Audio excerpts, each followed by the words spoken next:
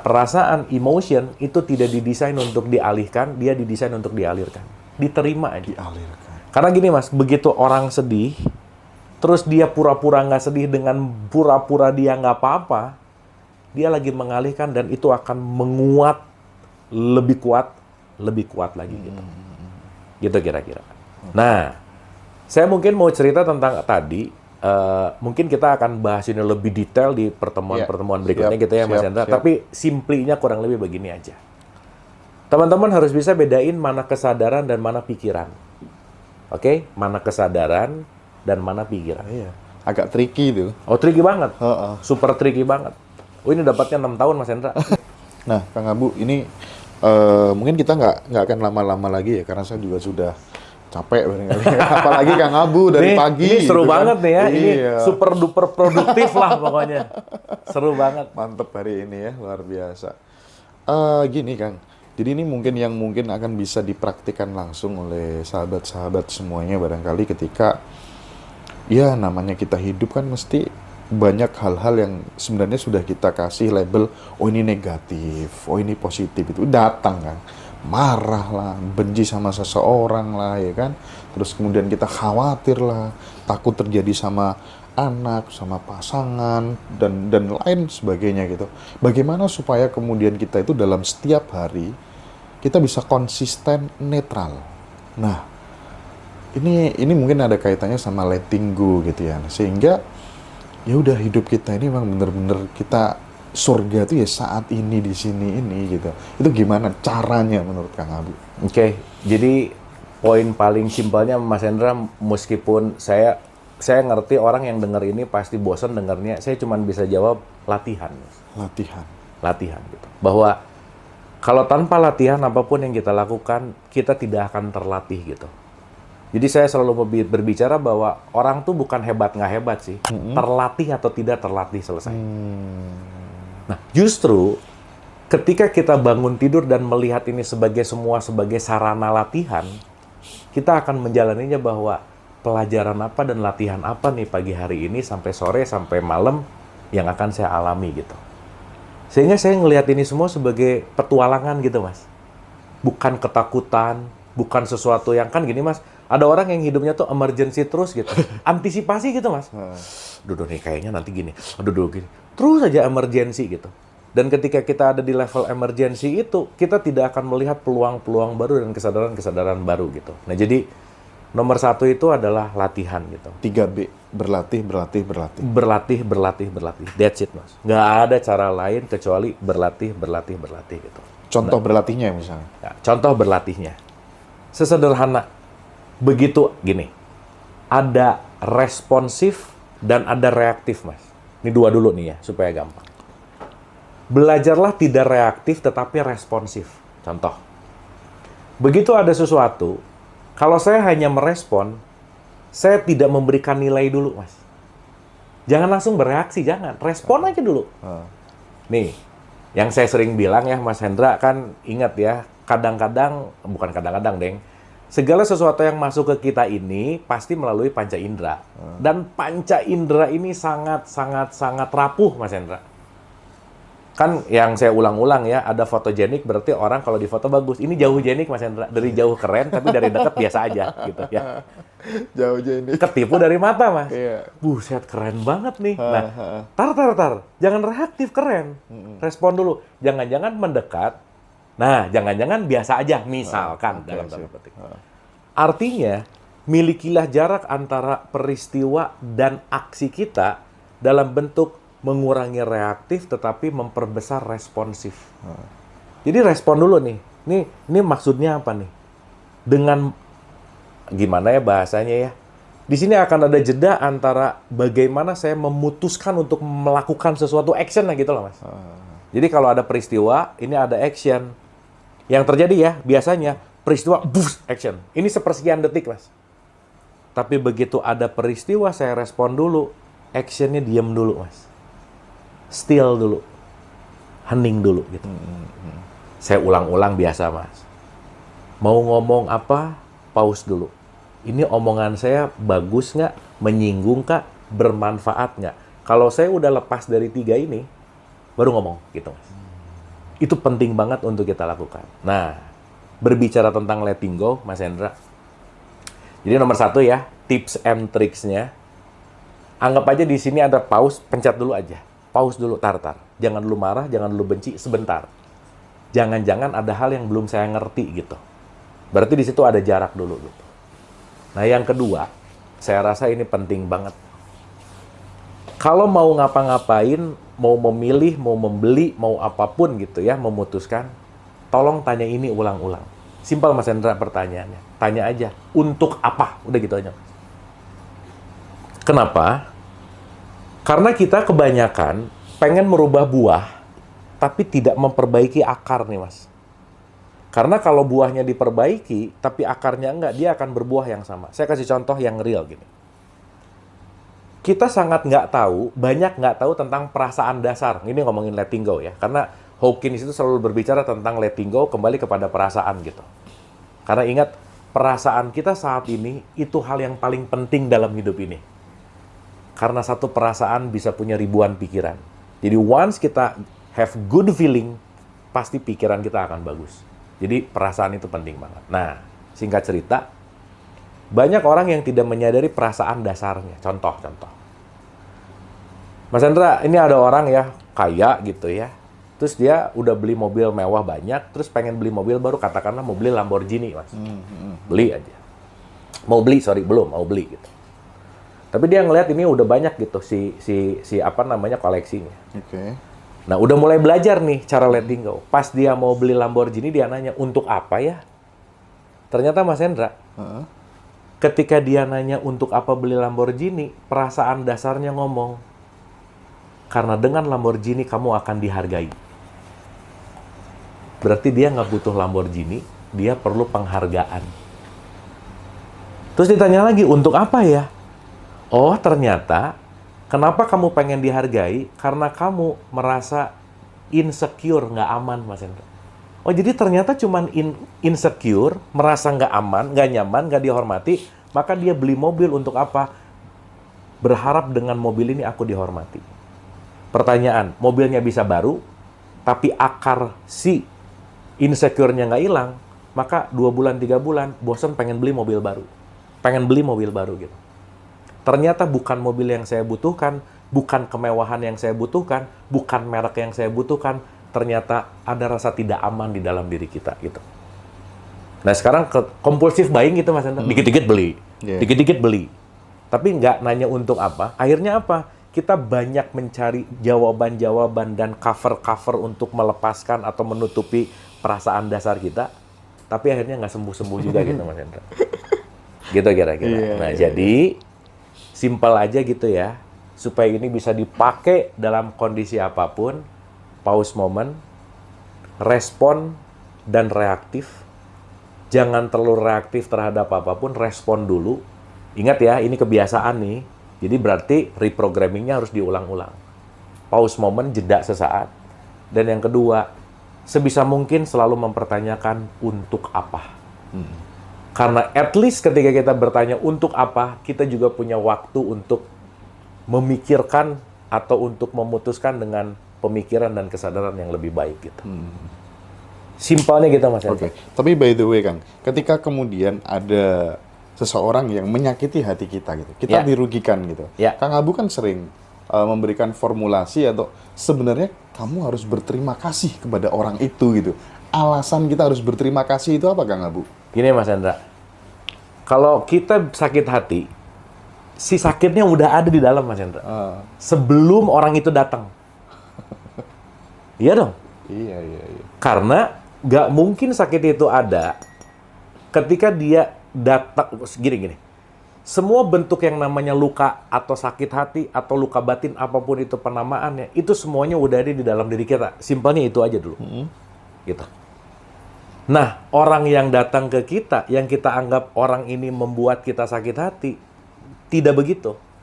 Dia hanya memencet tombol di mana dia hanya mengingatkan bahwa kamu masih ada luka loh di situ. Gitu loh Mas Hendra. Contoh-contoh ya. Kamu masih ada pendaman emosi loh. Kamu masih ada samskara loh. Betul. Masih ada luka, masih ada the darkness of soul, inner child. Terserah namanya gitu ya. tetapi ada yang harus diberesin tuh emosinya.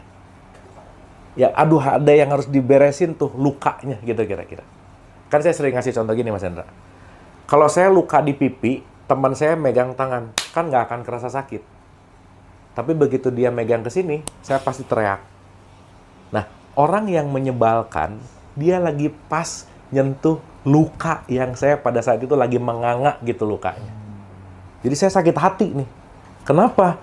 Karena dia tepat mencet gitu ya, kira-kira. Tombol di mana saya menyadari bahwa di alam bawah sadar saya ini ada luka yang harus diselesaikan gitu, Mas Hendra. Karena kalau ini nggak diselesaikan, dia akan membesar, dia akan menggumpal, dan dia akan lebih, dalam tanda petik, lebih parah lah gitu situasinya gitu. Nah, contoh nih Mas Hendra ya. Kalau kita udah ngerubah mindset bahwa, sekali lagi, benci, tidak benci, sakit hati, tidak sakit hati, semua tergantung respon. Bukan masalah orangnya gitu. Nah, tapi kalau orang ini datang dan kita mulai sadar, kok aku sakit hati ya? Nomor satu, Mas, sadar bahwa ini adalah luka yang diingatkan sama dia gitu. Kalau nggak ada dia, aku nggak sadar aku punya luka ini. Yang jangan-jangan ini udah terpendam puluhan tahun, Mas. Iya. Dan jangan-jangan ini yang ngebuat kita jadi nggak tumbuh gitu. Jadi Mas Hendra, saya mau mengutip statementnya Isa nih, Yesus nih. Dia bilang, cintailah musuhmu. Coba gimana? Cintailah musuhmu. Sebelum Yesus disalib, Mas, doanya, Tuhan, ampunilah mereka karena mereka nggak tahu. Yesus berdoa pada Tuhan ya? Iya. Ampunilah mereka karena mereka nggak tahu. Gitu. Quote and quote gitu. Iya. Dengan statement bahwa cintailah musuhmu. Nabi Muhammad dilemparin, Mas. Yang ngelemparnya dikasih makanan, coba. Karena atas kesadaran bahwa, aduh, untung ada orang yang nyebelin ini, kalau nggak, aku nggak sadar ada luka yang harus diberesin. Malah gitu. didoakan kan, Allahumma diqomi fa'innahum la ya'lamun. Coba gimana? Karena nggak tahu gitu. Ketidaktahuan gitu kira-kira. Dan itu messenger yang ngebuat kita dan menyadari kita bahwa ada sesuatu yang harus diberesin. Mas Hendra, kalau nggak ada cermin yang paling susah dilihat, muka sendiri kan? Betul nggak? Iya. Berarti semua yang datang ini hanya mengingatkan tentang apapun konteksnya. Kalau kita nanti ngomongin subconscious mind, semua luka ada di subconscious mind kita. Dan tanpa mereka yang datang ke kita nggak pernah sadar kita punya luka itu, Mas Hendra. Dan ketika sadar bahwa, kok aku sakit hati, oh ada ini PR, gitu Mas. Gitu kira-kira. Dan ucapan terima kasih itu barangkali juga bermanfaat karena terima kasih ya, gara-gara kamu bikin aku sakit hati seperti ini, aku jadi bisa kembali lagi ke kesadaran. Kesadaran gitu. Mungkin orangnya juga bingung kali ya.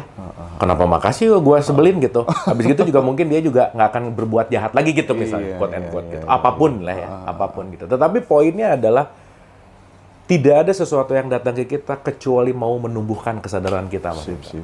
Semuanya hanyalah nutrisi supaya kita tumbuh gitu. Kang, lebih konkretnya lagi ketika kemudian kita berada pada sebuah kondisi sedih gitu ya.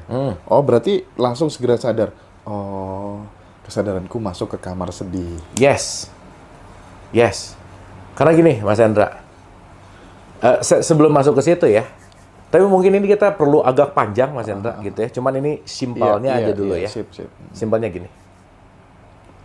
Yang paling penting hilangkan harus, Mas Hendra. Hilangkan harus. Harus. Aku harus nggak sedih. Aku harus hilangin dulu gitu. Oke. Kalau lagi sedih, sedih aja. Alami aja. Alami aja. Jangan sedih. Jangan sedih. Itu namanya menekan dan mengalihkan. Sesuatu yang ditekan dan dialihkan, nggak hilang, Mas Hendra. Dan itu bisa bergumpal. Dipeluk aja ya. Dipeluk aja. Silakan gitu ya. Nah, caranya, begitu aku sadar aku sedih, biarkan dirimu sedih, tapi kasih batasan waktu. Contoh, maaf banget nih contoh, bukan mau men-trigger apa-apa. Ada orang kehilangan orang yang dikasih sayangi gitu. Orang yang dia cintai lah, Mas Hendra. Oke. Nggak mungkin nggak sedih dong. Ya, nggak mungkin. Saya udah belajar letting go. Nggak bisa lah udah. Orang kehilangan orang yang disayang gitu. Pasti ada sedih. Tetapi pastikan, ada satuan waktu, saya mengizinkan diri saya sedih 1 bulan misalnya. Udah sok sebulan sedih aja dulu. Nggak apa-apa gitu. Karena perasaan, emotion, itu tidak didesain untuk dialihkan, dia didesain untuk dialirkan. Diterima aja. Dialirkan. Karena gini Mas, begitu orang sedih, terus dia pura-pura nggak sedih dengan pura-pura dia nggak apa-apa, dia lagi mengalihkan dan itu akan menguat, lebih kuat lagi gitu. Gitu kira-kira. Nah, saya mungkin mau cerita tentang tadi, mungkin kita akan bahas ini lebih detail di pertemuan-pertemuan berikutnya gitu ya Mas Hendra. Tapi simplinya kurang lebih begini aja. Teman-teman harus bisa bedain mana kesadaran dan mana pikiran. Oke? Mana kesadaran dan mana pikiran. Iya. Agak tricky itu. Oh, tricky banget. Super tricky banget. Oh, ini dapatnya 6 tahun Mas Hendra. Dalam banget gitu. Ini dapatnya naik turun. Iya, aku sendiri mikir ini pikiran apa kesadaran ya gitu. Oh, itu dahsyat banget. Karena hari ini banyak yang tidak bisa membedakan mana pikiran dan mana kesadaran gitu. Nah, singkat cerita, kalau orang sekarang ngomong aku ini banyak pikiran, pikiran tuh nggak pernah banyak sebenarnya. Tetapi saya sederhanakan beginilah. Pikiran itu kalau mau digambarkan ini hotel, pikiran itu adalah jumlah kamar dalam hotel. Let's say ada 200 kamar, itu pikiran. Kesadaran adalah diri kita yang masuk ke dalam kamar-kamar itu gitu. Jadi gampangannya ginilah. Kalau kita lagi sedih, berarti kesadaranku lagi ada di kamar sedih gitu Mas Hendra. Berarti bukan aku sedih. Oke. Makanya dengan mengganti gampangannya gini. Saya sadar aku sedih, beda dengan aku sedih. Itu beda Mas Hendra. Iya, saya sadar aku sedih. Tapi kalau kita udah mulai mengganti, aku lagi ada di kamar sedih nih. Akunya nggak sedih, kesadarannya lagi ada di situ. Dan kita punya kekuatan ketika, let's say ya, ini ruangan gede, di tengah itu ada center. Di sini tuh tempat damai, tenang, bahagia. Pokoknya netral di tengah-tengah tuh Mas. Jadi kalau sekarang saya lagi marah, mulai sadar, kesadaranku lagi di kamar marah, jangan lama-lama, balik lagi ke tengah dong. Lagi kesel, balik lagi ke tengah dong. Lagi benci, balik lagi ke tengah dong. Jadi apapun yang sekarang teman-teman lagi rasakan, ingat kesadarannya lagi ada di kamar itu. Dan kita tahu dan sadar bahwa setiap kamar ini nggak punya kunci, Mas Hendra. Dia terbuka. Kapanpun detik itu kita mau ke kamar bahagia, tenang, dan damai, itu bisa. Cuman masalahnya nggak mau aja. Iya, contoh Mas Hendra, aku tuh nggak bisa maafin dia. Bukan nggak bisa, nggak mau aja gitu. Berarti kita teradiksi untuk masuk ke kamar yang sering banget didatengin. Dan kamar-kamar yang sering didatengin itu kayak magnet, Mas Hendra. Makanya, aku tuh orangnya pemarah. Enggak, tiap hari latihan marah, tiap hari ke kamar marah mulu sih, gitu. Ada apa-apa, langsung loncat ke sini. Nah, berarti bukan banyak pikiran, tetapi kesadarannya berpindah-pindah di kamar-kamar ini secara cepat. Jadi ke sini, ke sini, ke sini, ke sini, ke sini, gitu loh, Mas. Dan centering, itu kita membuat kita di ruangan tengah. Dan mengembalikan kita di ruangan tengah gitu. Nah, jadi teman-teman, begitu lagi benci, sadari kesadaranku lagi ada di kamar benci. Dan aku punya kekuatan untuk memaafkan. Dan begitu itu dilatih, kita bisa balik ke tengah, Mas Hendra. Aduh, latihannya nggak mudah, Mas Hendra. Tapi at least sadar nih, bukan aku yang benci. Kesadaranku lagi ada di kamar benci. Ini bakal tak putar-putar berulang kali. Berulang kali. Baru dengar itu batin saya langsung diancok, kenapa nggak tahu dari dulu-dulu gitu. Tadi Mas Hendra berarti baru panen hari ini. Selama ini tuh kita remote kebahagiaannya memang kita kasihkan ke banyak orang. Aduh, itu Mas. Dititipin, Mas. Titipin, even itu ke orang-orang yang kita sayangi. Betul. Keluarga. Dan berharap mereka semua bisa bikin kita bahagia. Iya. Abis gitu ilusi aja. Mantap banget sih hari ini kan. Kang Ambu ini kan, ini satu terakhir aja. Ya, oke. Saya pernah diajarin sama guru saya itu, ini relate dengan pelajaran Kang Ambu sih. Satu hari itu pokoknya dipaksa harus senyum, terus ketemu bunga senyum, ketemu apa-apa senyum gitu. Apa the power of senyum itu apa? Mas Hendra ada statement, fake it until you make it. Kamu pura-pura aja dulu. Pura-pura aja dulu ya. Pura-pura kaya aja dulu, iya, termasuk udah. gitu ya. Padahal Mas Hendra begitu orang pura-pura, sebenarnya dia lagi mengalami loh. Contoh-contoh ada orang nyebelin, kamu pura-pura baik, ya udah dia pura-pura kan, tapi dia berubah kebiasaan berarti. Iya benar.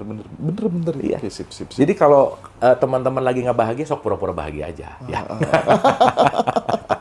Gini. Saya belajar ini, jadi gini Mas Hendra. Salah satu hal yang akan membuat kita bisa jadi anchor untuk hadir utuh di sini saat ini, itu adalah senyum. Kenapa? Karena tersenyum itu mengeluarkan endorfin gitu. Oh. Mengeluarkan endorfin. Maka nanti relate, kenapa ada statement senyum itu adalah sedekah.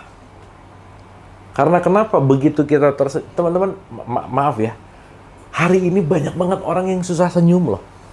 Tanpa disadari jarang senyum.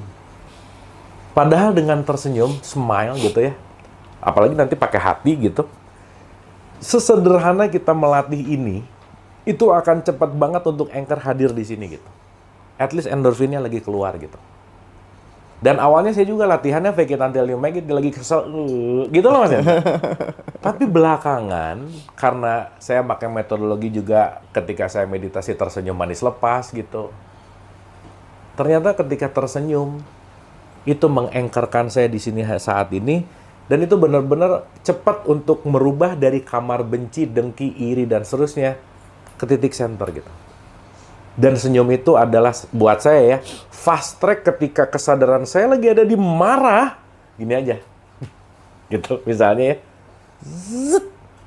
Ini akan jadi satu fast track buat saya pribadi untuk keluar dari kamar-kamar yang saya tidak inginkan gitu, Mas Hendra. Jadi, poinnya adalah senyum adalah jangkar untuk kita hadir utuh di sini saat ini. Gitu kan. Oke.